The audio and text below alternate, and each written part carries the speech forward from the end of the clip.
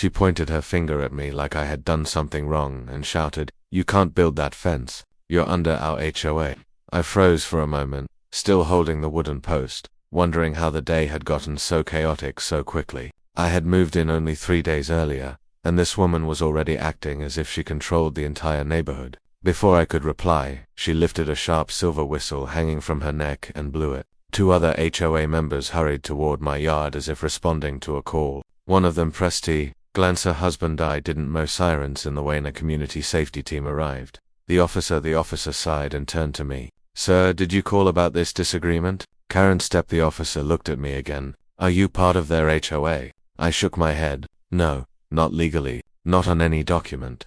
Karen laughed like she had caught me. "That's what he thinks. We updated our HOA map last year. The whole block belongs to us now." The officer raised an eyebrow. "Updated without city approval." Her mouth tightened. "We don't need city approval. We're the HOA. The officer stared at her, clearly ready for this to end. Her husband stepped in. "Look, officer, we handle these situations all the time. Just tell him to stop building and give us his ID. The officer's tone shifted. "Sir, I'm not asking him for anything without legal documents. Do you have yours?" I nodded and walked toward my truck. Karen followed closely, speaking loudly enough for the neighbors to hear. "Bring any paper you want. It won't matter. This land is ours." I opened a folder and handed the officer a clean, official document. His expression changed immediately. Karen tried to grab it. "Let me see that."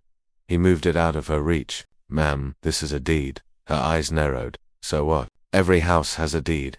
The officer shook his head. "Not like this. This one covers several properties." Karen stepped back. "What do you mean several? What is he?" The officer turned the page so she could see the highlighted section. It stopped her cold.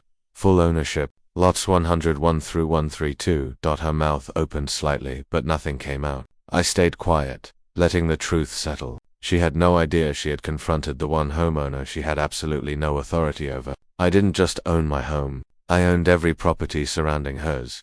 Karen hurried back toward the officers, waving her arms urgently. "Right here, stop him. He's refusing HOA guidance and disrupting our community." She pointed at me like presenting evidence. The taller officer frowned. "Ma'am, disagreeing with HOA rules isn't a criminal matter." She didn't give up. She pressed her hand lightly against his vest and spoke loudly. "Just trust me. He's trying to take over our neighborhood."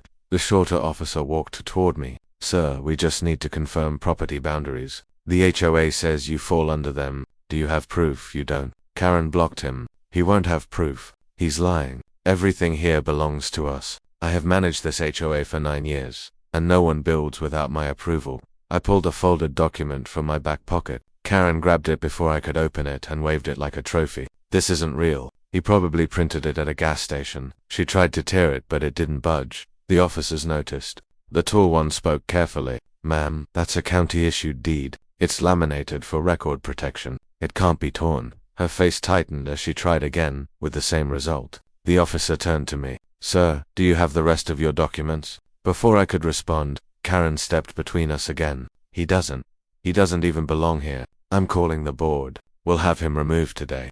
She began dialing, pacing in anxious circles. The other HOA members huddled behind her with uncertain expressions. The tall officer stepped closer to me and said quietly, "Just show me what you have. We only need to confirm jurisdiction." I opened the folder. His eyes widened. The first page wasn't a typical deed. It was a master parcel map listing my name across 9 connected lots. He blinked. "Sir, you own all of." Karen snatched the page out of his hand. "Stop pretending he owns anything." She held it up for her board members. "This is fake. He thinks he's tricking us. He wants control." But the longer she stared, the more her hand shook. Her eyes locked onto the official county seal. Complete block, purchase, transfer. The officers exchanged glances. Neighbors whispered louder. I finally spoke, calm and steady. "Karen, you keep claiming this is your block." I stepped forward. Her phone slipped from her hand, but the county says something very different. The officers turned toward her. The neighbors leaned in. The entire street grew quiet. I said it clearly and slowly. "This entire block is actually mine." Karen's mouth fell open. She didn't blink. She didn't speak. She just stared. And that's when her panic began. She kept calling HOA board members, trying to regain control. I simply gestured toward her. "Go ahead. Everything here is accounted for." Her calls led nowhere. The documents were verified over the line. Her face turned red with frustration and disbelief. Neighbors filmed everything. She tried to block the driveway with her car. I walked up calmly and handed her the registration for every vehicle on the block, all in my name. She froze. She tried rallying neighbors against me, spreading claims that I corrected with official documents and security footage of her violating her own HOA guidelines. The crowd shifted instantly.